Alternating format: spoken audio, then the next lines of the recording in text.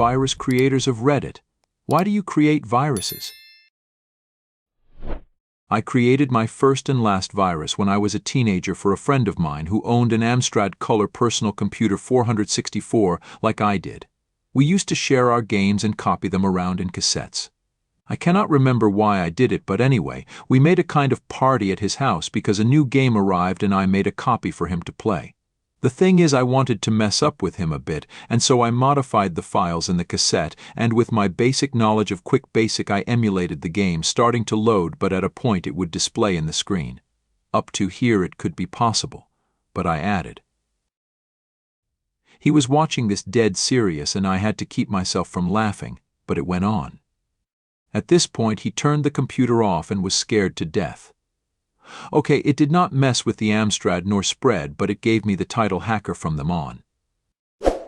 When I was in school, me and my father, who have been a programmer for 30 years, wrote a small virus that would spread throughout the local network and make all affected computers play a subtle fart sound when I wanted. I went to a school where every student got a laptop, so this was a fantastic tool.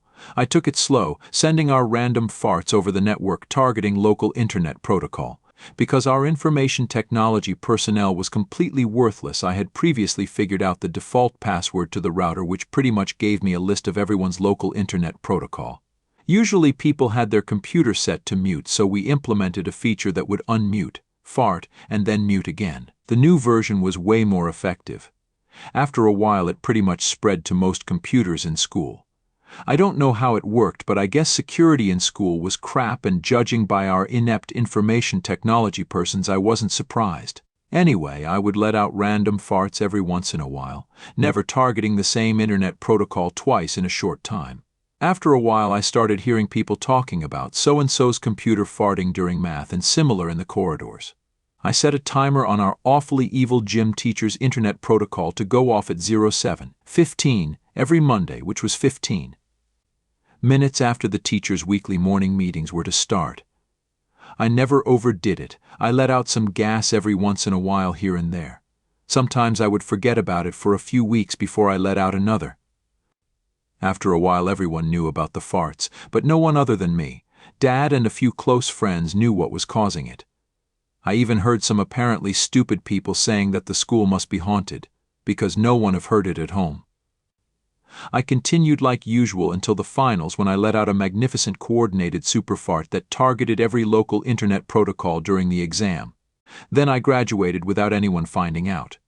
But I didn't feel like letting the fart ghost die with my graduation, so I responsibly passed it on to my younger friend that carried on the legacy the following 2 years.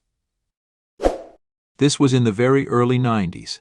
My friends and I got to be friends with this kid who ran a bulletin board system. We were kids too, but he was a few years younger and kind of a brat.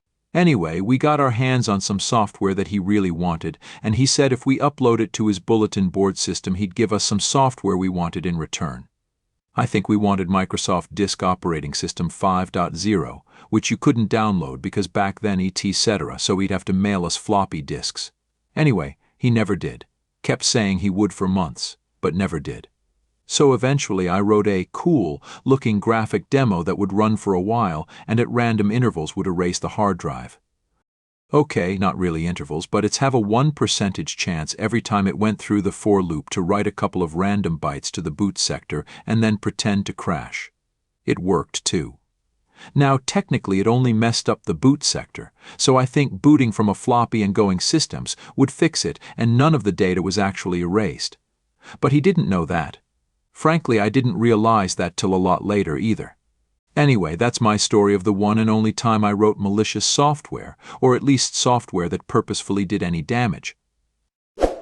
I modified a keylogger with Visual Basic in 2002. I set up a batch of autoloader on a floppy disk that would copy the program onto each computer I put the disk into. The keylogging software sent me the logs via email.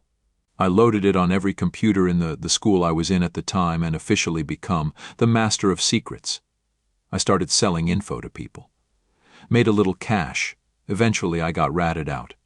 2-week suspension, banned from computers the rest of my high school years. They didn't find all the loggers, so I ended up still getting emails for a while. My mom threw my computer in the trash, All my programming classes were canceled. I was put into 5 art electives. Worked my way into graphic arts at a vocational school. They had iMacs, learned Mac programming and CMD line while ignoring the printing press assignments. Fun times. At school I got pretty obsessed with the idea of computer viruses. When WinWord Concept, Word Macrovirus, came out, I thought I'd have a try at writing something to see how easy it was. It got a little out of control and made it 7th on the list of most reported viruses 1 month that year. I still have the source code somewhere, printed on 2 pieces of paper. Yeah, it was that easy. Don't mess with self-replicating code. You may not be able to pull the plug after a certain point. I created one at my old company as a form of shaming coworkers who left their desk without locking their computers. On its own, it did nothing. But if I walked by an unoccupied desk with an unlocked computer, I could press a few unique keys and suddenly their desktop and lock screen were David Hasselhoff sans shirt from Baywatch. Anyone else walking by would immediately know what transpired. We were constantly failing security audits due to people leaving their computers unlocked, writing their password and taping it to their monitor, etc. This was a socially acceptable way to goad people into not being lazy. I did it for the thrill, lulz, and gold. Though not by definition a virus, the intent was malicious. The program itself was an add-in for World of Warcraft. The add-in would activate upon a character logging into the game. It would invite my character to the infected person's guild and promote me to guild leader.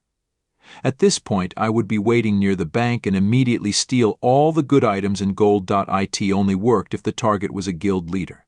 The coding was easy, but social engineering someone to test a new add-in was incredibly difficult.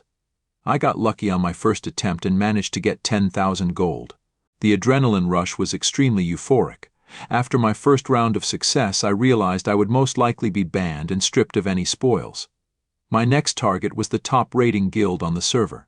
It took about an hour of talking on Skype to convince the guild leader to be a user for my beta stage of testing. He fell for it. This was it. This guild had to have hundreds of thousands worth of gold and items. If I pulled this off, it would probably have been the biggest heist ever in World of Warcraft history. The guild leader installed the add-in while we were still on Skype. I was shaking with excitement, still high off the initial rush of my first success. Then it failed. He logged in on an alt tune. I was only invited to the guild as his alt didn't have promotion privileges. Like I mentioned, this was a top guild and invites were rare. Everyone online began to welcome me and ask who I was. The leader knew something was up and raged on Skype.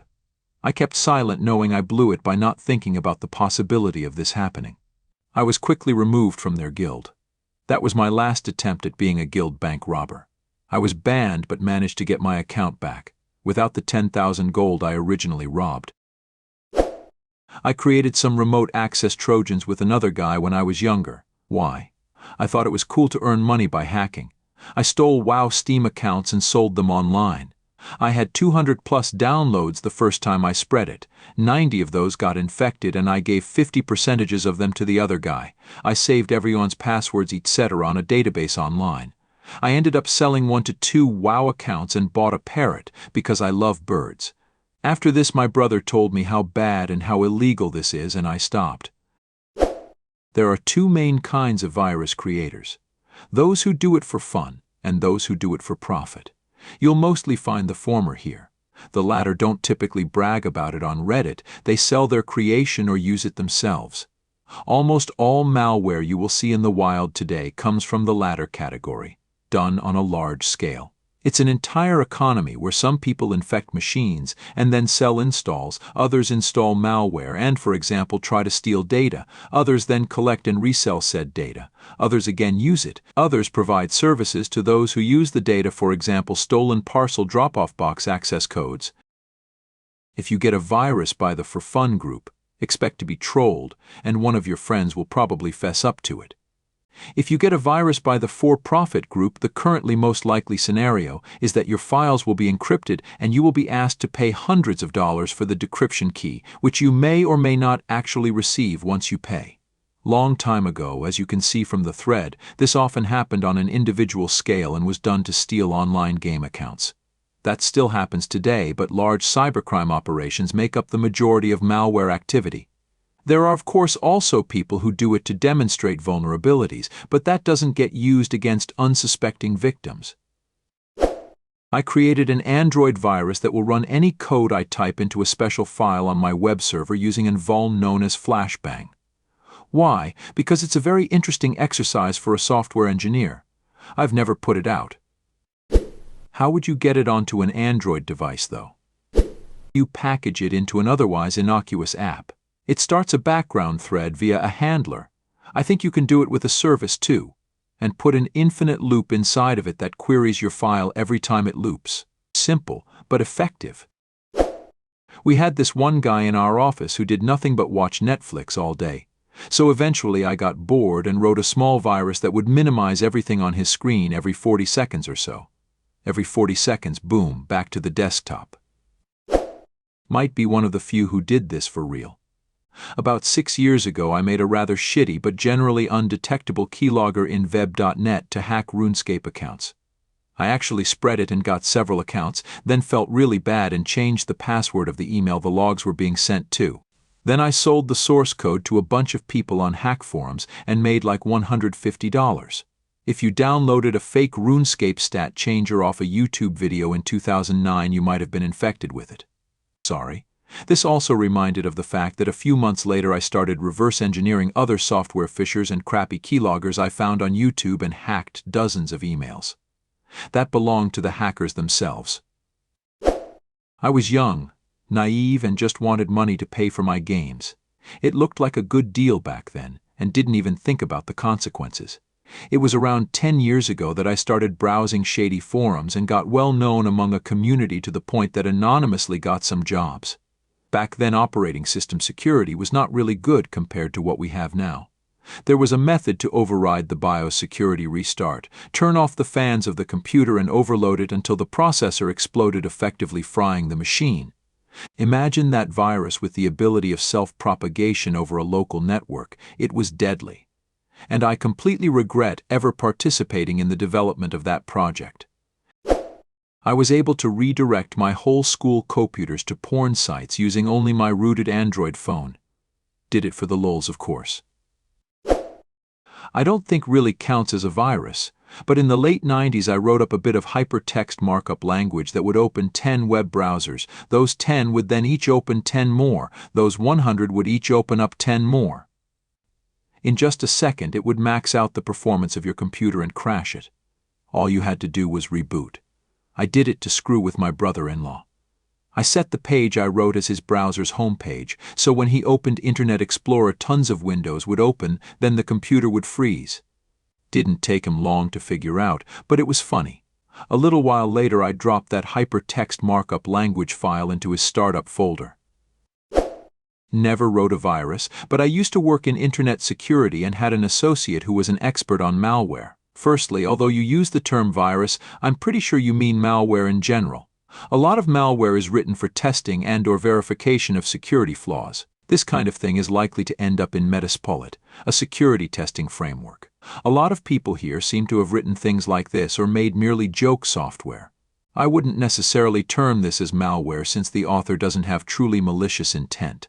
The other kind, the kind that you are much more likely to have on your personal computer as an undesirable, is written by organized crime. There are many rings in Asia and Eastern Europe. Their motivation is money in some form or another.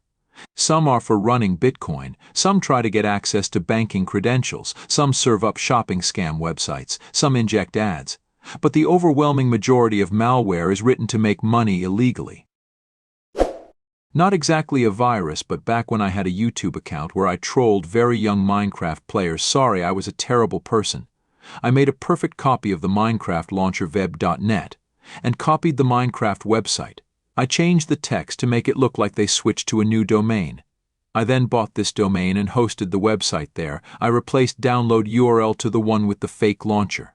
And when I found annoying kitties, I would call them in Skype with a few friends and tell them there's a new launcher that can download the new version that has many new features. I'd send them the link, and when they downloaded and started the launcher, a lot of memes and other shit would block the screen, and they usually would get extremely angry. I always recorded this and made a decent amount of subscribers, 7,000 roughly, but after a while I felt too bad for it and deleted my account. You'd be surprised how easy it is to create an unclosable program in VebNet. I once wrote a script to test random IPs on the internet to see if Telnet was open, and then try various default username and password combinations just to see if I could. It worked scarily well, picking up hundreds of devices with default passwords every hour, mostly routers and printers. After logging into a router in Vietnam and toggling their Wi-Fi on and off, I freaked out and deleted everything I had done. I don't really feel like going to jail. Thank you for watching this video to the end. In the comments below the video, post if you have similar stories. And also be sure to subscribe to our channel to not miss new super interesting videos, and I advise you to watch our other videos.